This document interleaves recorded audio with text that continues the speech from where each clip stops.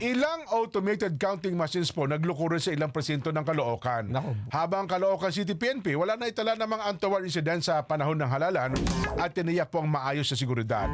Ibabalita po naman ni Erlo Bringas. Erlo? Ilang oras pa lang na nagsisimula ang botohan, hindi na agad nagamit ng maayos ang automated counting machines na yan sa isang polling precinct sa Barangay 148 sa Caloocan. Yan ay matapos itong magloko at hindi na tinanggap ng makinang inilalagay nitong balota. Ayon sa mga teachers na nangangasiwa sa presinto, nagkaroon ng alikabok na siyang naging dahilan kaya ayaw tanggapin ng ACMs. Bagamat may mga botante na hindi makita ang pangalan sa listahan na kanilang presinto, ay mas malaking aberya ang nangyari sa isa sa mga presinto sa Cluster 58 na kung saan iniluluwa ang balota ng makina. Dahil dito ay naantala ang botohan, kung kaya't agad namang ipinatawag ang technician ng ACM para malaman ang dahilan ng aberya ng nasabing makina. Ayon sa technician, sensitive ang ACM lalo na kung madudumihan ito o malalagyan ng alikabok, kung kaya't agad naman itong nilinis ng technician.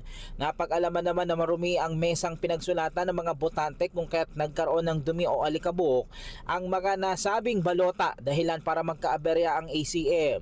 Bandang alas 10 naman ng umaga, nagkaroon din ng aberya sa ACM, kaya nagkaroon din ng pagkaantala ng pagboto ng mga residente at botante ng Bagong Silang Elementary School. Nagkaroon tuloy ng mahabang pila sa nasabing polling precinct na naging sanhi naman ng pagkaantala.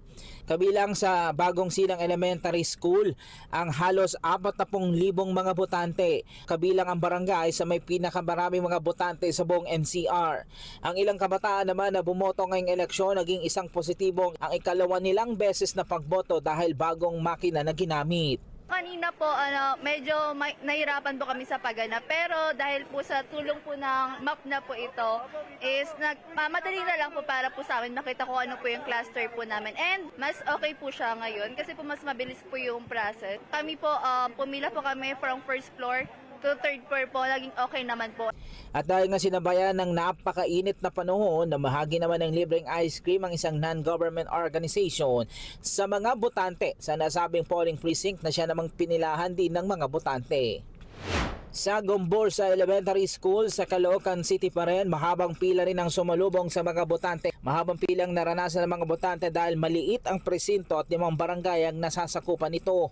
May mga ilan ding nahirapan hanapin ang kanilang mga presinto at pangalan, pero nagawa naman kaagad ng paraan dahil sa itinayong Voters Help Desk. Hindi namang naiwasang madismaya ng ilang botante. Alas 5 pa lang, madaling araw, nakapila ako. 5 ng madaling araw, nakapila na kayo. Pero sa paghanap naman ng presidente nyo, Okay naman, kabisado ko. sa pagboto po, sa pagbagamit po sa pagboto nyo, mabilis naman po. Mabilis naman po. Pila na talaga, diferensya. Sa ngayon, eto, mahabang pila. Mahaba yung pila. Pero dito na po ay lagi po ang boto. Hindi, ngayon first time ko lang dito, nagpa-transfer lang ako dito. Anong barangay po? Una, Malabon, tas naging Barangay 12. Ngayon, last year lang ako nagpalipat dito. Sa paghanap po ng pangalan ko po eh. Opo, nakahaba na nga po ng pila ko doon sa labas eh. Tapos pila pa rin dito. Pagdating sa labas, wala yung pangalan ko doon. Eh yung number nyo po, hindi nyo rin po makita. Yung nakita ko po kasi yung pangalan ko wala po doon. Inirereklamo naman ang isang botante sa Nino Elementary School sa Barangay Longos, Malabon City ang kanyang balota dahil matapos itong isaksak sa automated counting machine. Ibang mga pangalan ang lumabas na kandidato sa resibo.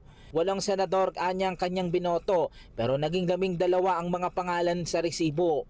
Ayon sa guro na nag-assist, hindi agad naasikaso dahil nagbotohan pa.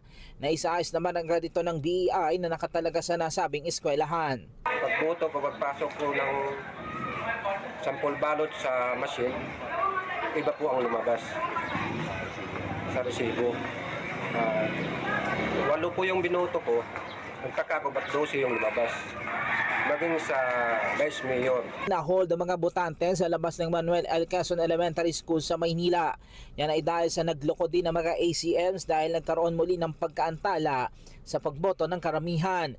Agad namang yan pinuntahan ng technician ng COMELEC para agad na maisaayos dahil ilang oras na lang matatapos ng botohan. Maagang nagtuon naman sa Morning Breeze Elementary School si mayoral candidate at kasalukuyang alkalde ng Caloocan City na si Along Malapitan para makaboto. Kasama niyang kanyang misis na bumoto at naging mabilis naman ang proseso. Sa Malabon City ay maaga din bumoto si Malabon City Representative Candidate Ricky Sandoval sa Epifanio de los Santos Elementary School. Si Mayor John Ray Tiangco din maaga ring bumoto kanina sa Novotas Elementary School. Matapos ang pagboto ni Tiangco, humingi naman ito ng Certificate of Challenge dahil sa mga umano'y nag-overvote. Kaya lang, nung chinek ko na po yung resibo, nakalagay po doon ay nag-overvote raw po ako. Imposible po to dahil binilang ko po yan at hindi naman po tayo magkakamali.